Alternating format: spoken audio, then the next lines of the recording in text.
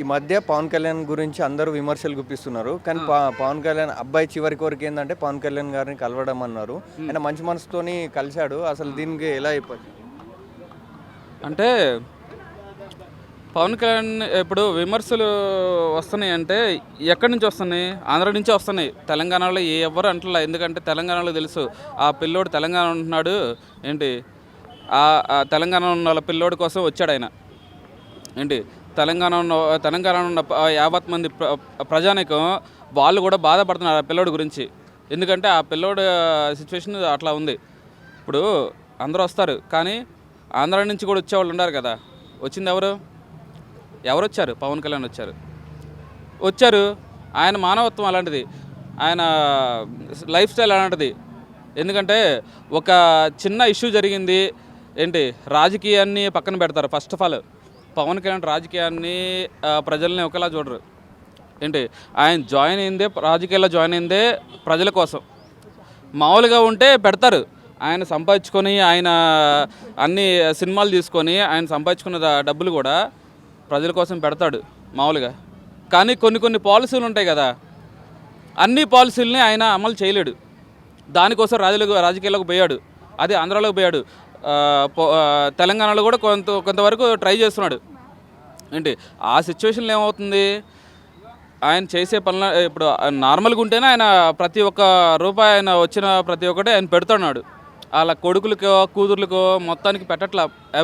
A to Z ఏంటి.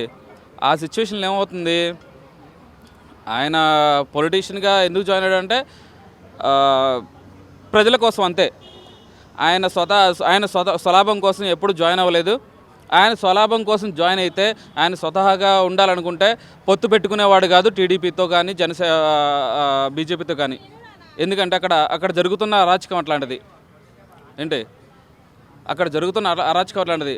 ఇంకొకటి అసలు విషయం చెప్తానండి, తెలంగాణలో సరే ఇంకొకటి ఆంధ్రాలోనే సరే లాంగ్వేజ్ మారాలి. ఫస్ట్ ఆఫ్ ఆల్ రాజకీయ నాయకుల లాంగ్వేజ్ మారాలి. ఎందుకో తెలుసా, జనరేషన్ పెరుగుతుంది. ఇప్పుడున్న జనరేషన్ వేరు, ఇప్పుడు పుట్టే పిల్లలు ఉన్నారు కదా, ఆ పిల్లల జనరేషన్ వేరు. ప్రతి వాళ్ళు మనల్ని చూసి నేర్చుకుంటారు. ఇప్పుడు నేనంటే ఈరోజు వచ్చాను భయ్యా, ఈరోజు వచ్చి మాట్లాడుతున్నాను. ఏదో కొంచెం గట్టిగా మాట్లాడాను ఇందాక. బట్ ఇప్పుడు నేను వచ్చాను కాబట్టి నా వీడియో ఒకళ్ళు కాదు 10 మంది చూస్తారనుకో, అట్లీస్ట్ 10 మంది చూస్తారు. చూసి ఏం ఫాలో అవుతారు. నేను ఎట్లా మాట్లాడుతున్నాను, నా వైపు నుంచి ఏమన్నా బూతులు వస్తున్నాయా? లేదు. ఏదన్నా వస్తుందా?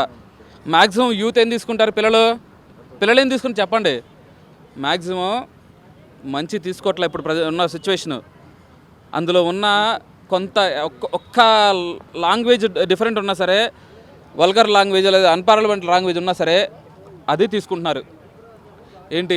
దాన్ని బట్టి సెలబ్రిటీస్ కానీ, ఫిలింలో వర్క్ చేసేవాళ్ళు, మూవీస్లో వర్క్ చేసేవాళ్ళు కానీ, ఎవరైనా సరే రాజకీయాల్లో వర్క్ చేస్తున్నారు, లాంగ్వేజ్ మార్చుకోండి. ఫస్ట్ ఆఫ్ ఆల్ లాంగ్వేజ్ మార్చుకోండి.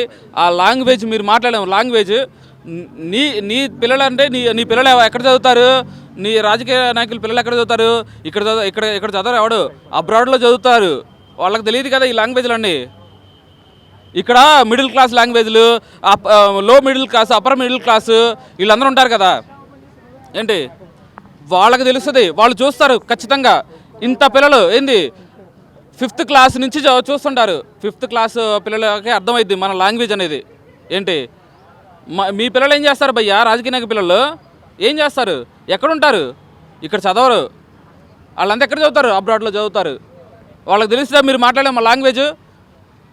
మీరు అది కూడా పట్టించుకోరు. మీరు మాట్లాడే లాంగ్వేజ్ పని నన్ను ఏం మాట్లాడారు తెలుసు కదా. పేరు నాని మాట్లాడాడు, కొడాలి నాని మాట్లాడాడు. మిగతా ఎంతమంది రాజకీయాలు వైసీపీలో మాట్లాడాడు చెప్పండి. ఎన్ని బూతులు మాట్లాడాడు చెప్పండి. రోజా మాట్లాడలేదా? రోజాకి 2 పిల్లలు ఉన్నారు, వాళ్ళు మాట్లాడలేదా? రోజా ఆ పిల్లలు ఎక్కడ చదువుతున్నారు వాళ్ళకి తెలియదా? వాళ్ళు చూడరా? నీ వీడియోలు చూడరా? ఏంటిది? నెక్స్ట్ జనరేషన్ ఏం నేర్చుకోవాలి చెప్పండి. రాజకీయ నాయకులు చేసే పనులకి నెక్స్ట్ జనరేషన్ ఏం నేర్చుకోవాలి చెప్పండి. ఆ? ఒళ్ళు దగ్గర పెట్టుకొని లాస్ట్ చెప్తున్నా, ఒళ్ళు దగ్గర పెట్టుకొని రాజకీయ నాయకులు పాలసీల మీద మాట్లాడండి.